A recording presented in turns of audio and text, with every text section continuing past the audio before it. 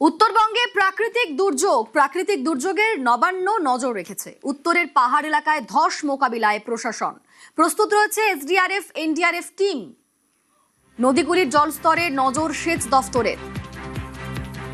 আমাদের সঙ্গে সোমরাজ রয়েছেন প্রতিনিধি। সোমরাজ, এই প্রাকৃতিক দুর্যোগে উত্তরবঙ্গের দুর্যোগে নবান্নর কি পর্যবেক্ষণ, কিভাবে নজরদারি করা হচ্ছে? দেখো, যেটা তোমাকে প্রথমেই জানাই যে উত্তরবঙ্গের পরিস্থিতির ওপর নজর রাখা হচ্ছে নবান্নের তরফে। ইতিমধ্যেই বিপর্যয় মোকাবিলা দপ্তরের তরফে উত্তরবঙ্গের জেলাশাসকদের সঙ্গে যোগাযোগ রাখা হয়েছে। বিশেষ করে আলিপুরদুয়ার, জলপাইগুড়ি এই দুই জেলাশাসকের সঙ্গে প্রতিনিয়ত যোগাযোগ রাখছে বিপর্যয় মোকাবিলা দপ্তর। যেটা এখনো পর্যন্ত জানা যাচ্ছে যে দু একটি জায়গায় ধস নেমেছিল, কিন্তু সেই ধস ইতিমধ্যে মোকাবিলা করা হয়েছে। অর্থাৎ পূর্ত দপ্তরের আধিকারিকরা ছিলেন এবং সেই ধস সরিয়ে যানবাহন চলাচল স্বাভাবিক করা হয়েছে।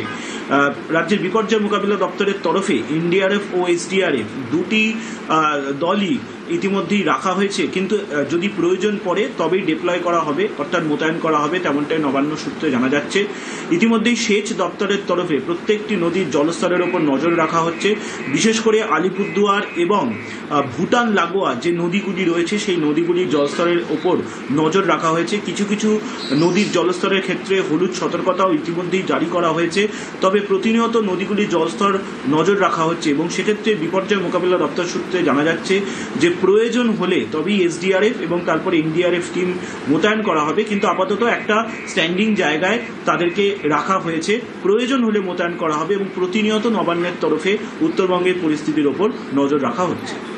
বেশ, ধন্যবাদ সোমরাজ।